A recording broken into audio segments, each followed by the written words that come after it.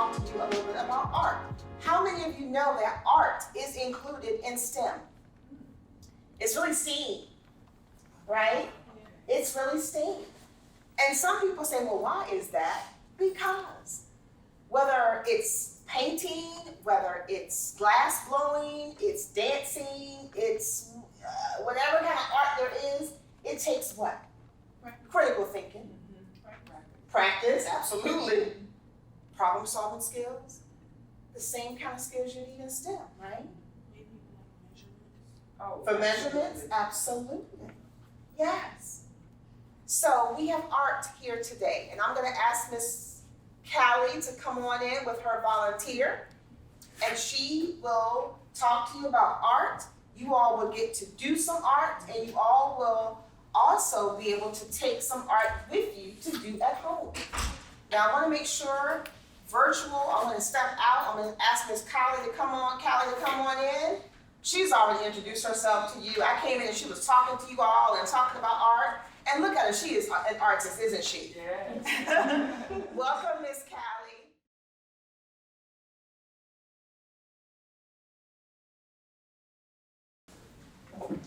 Okay, I learned these ladies' names over here, but I didn't learn you all. And I'm not going to do it right now this second, but I'll get you before we go. But I would like for everybody to introduce themselves, please. And I am enunciating, and you can hear me from both sides, so I want to also be able to hear you, okay? Oh, okay? Okay. Yes! And what is your name? Kiera Cuffy. Kiera Cuffy. Okay, we're going to do first name, so I can make sure I get everybody's name. Journey? Yes. Kanara. Kanara? Can y'all hear from over there? Yes. All right. Jaden. Jaden. Yanni. Michaela. Lindsay. Hello. Lindsay. Good morning. Say it again. London. Sana. Nakia. Amasia. Beautiful. Geneva. Jada.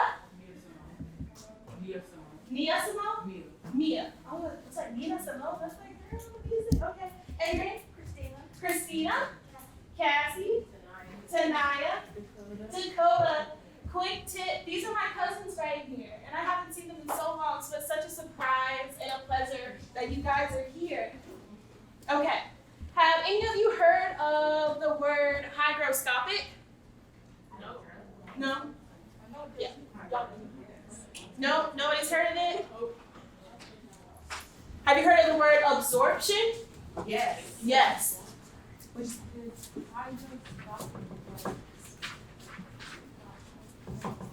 No, it's okay. I got it on the PowerPoint and I'll let you know. So absorption. Hygroscopic is actually a substance that absorbs water. Does that sound familiar at all? Mm-hmm. Can you ladies think of anything that absorbs water? Towel.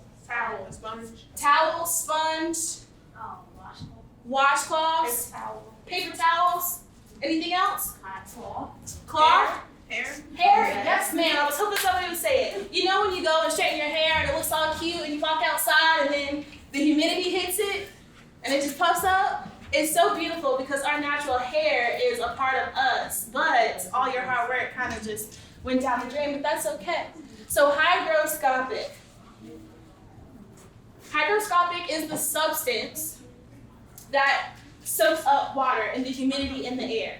Hydroscope, can anybody tell me what that is? Yep.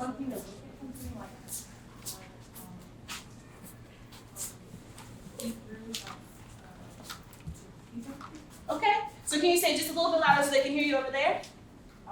You use that to see something close. She said you use it to see something closer. Okay, close up. Anybody over here have an idea? Hydroscope. To see water, see water closer. Almost, we're getting closer. To see different organisms under a microscope. Kind of, sort of. We're on the right track. Either protons in a liquid or substance. Okay, you went real in depth. I love it. But a hydroscope is the. Oh, I'm sorry. I'll let you go. To see very small things. Mm-hmm. Almost. So Hydroscopic is the substance that soaks up the water and the humidity in the air, but the hydroscope is what is used to actually tell you whether there is humidity in the air or not. So that was more of a simpler definition and comparison, but I love to hear what you all have to say. So we have hydroscopic as an adjective, we have hydroscope as a noun, now hydrometer. What do you think that is? It tells you like the level of humidity. You said it tells you the level of humidity, okay? It collects the humidity from the water. Collects the humidity from what? Maybe, almost. Anybody, one more? It's No. the scale. The scale? Yes, you ladies are on the right track. So the hydrometer is what tells you the exact level, the measurement of how much humidity is in the air. Are you guys okay standing right now? Yeah. Okay, beautiful. So can you do a little march in place? Little saxophone march. Do a little march in place. I'm gonna ask Brittany a question real quick. Oh. So we have gone through most of the PowerPoint. Is it? Oh. Are you able to move through it, or does it look like itself?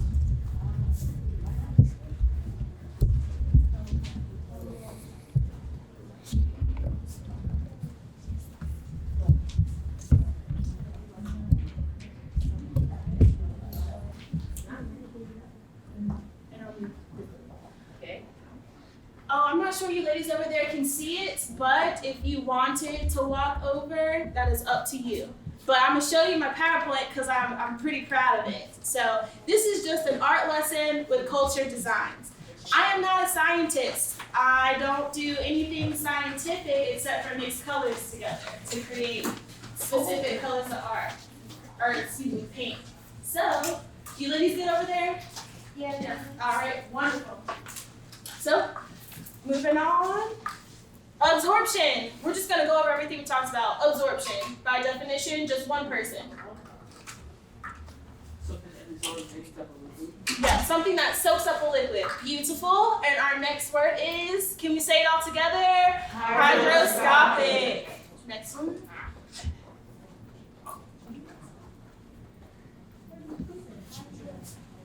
This is it by definition, an adjective like we spoke of, a substance tending to absorb the moisture in the air relating to humidity.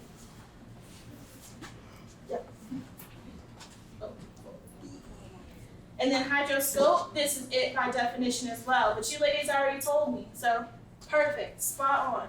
And we also talked about hydroscopic materials, but Miss Katina didn't hear us. So what are some things that are hydroscopic? A sponge, hair, a towel, paper towel, beautiful. So what's this? A plant. It's specifically a germinating seed. That's the science in it. Germinating seeds are hygroscopic materials. And all that is a seed that's in the ground that is soaking up the moisture and the water before it actually grows into what you see right here. That's hygroscopic.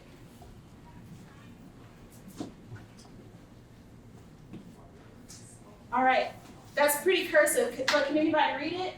Thorny dragon. Yeah, thorny dragon. It reminds me, has anybody seen Holes?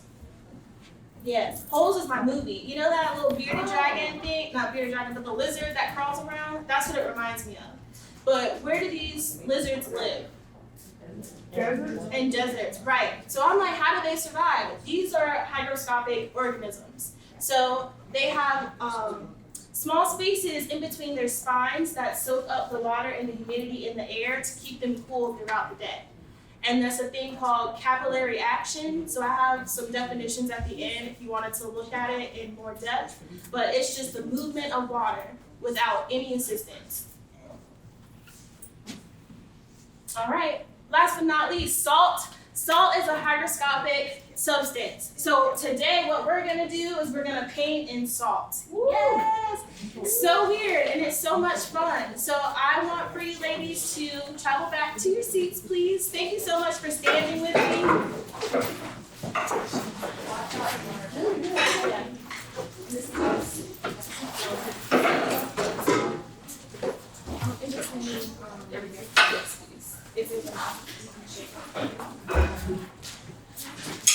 So does anybody know it's on on the board, but off the top of your head, what the scientific term is for salt?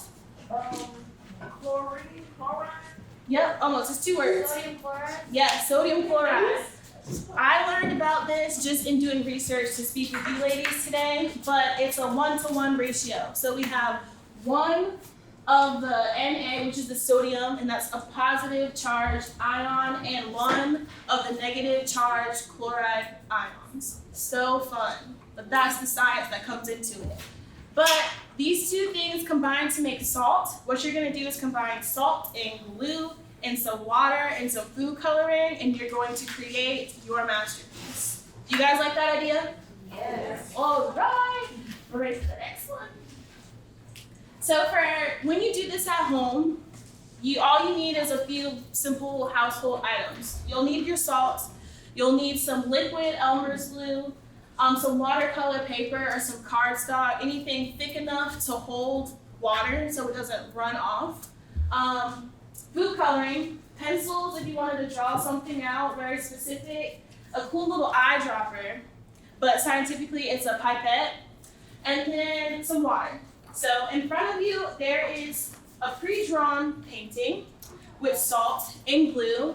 That one is what you'll use today to decorate, but first, my beautiful people are gonna pass out some papers, and you have glue in front of you. We'll have to share, sharing is caring, and you just draw something simple on your paper with the glue. Our next step, we'll come around with some salt and sprinkle it on top like you do with glitter, and then we'll dump it off. That one you'll set to the side and you'll be able to take it home for later on.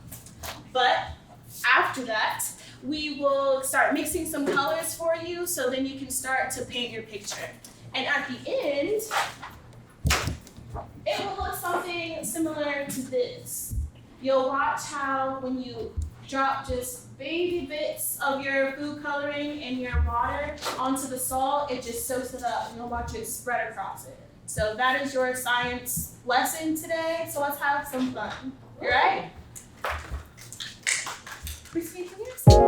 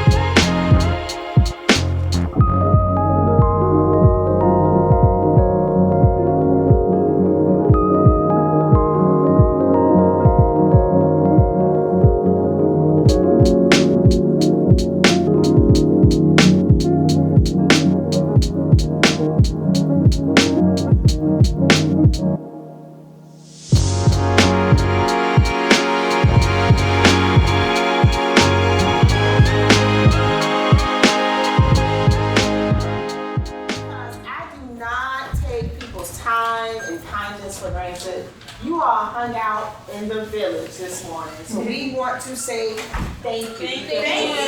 For being here. I am, again, we are so appreciative that you decided to come to the village and impart your knowledge, your experience in art. A lot of people did not know that art is part of STEAM, okay? Well, I just want to thank you, Ms. Katina, for inviting me. I was able to participate in the first STEAM STEM event 2 years ago, so it's nice to be here for round 3.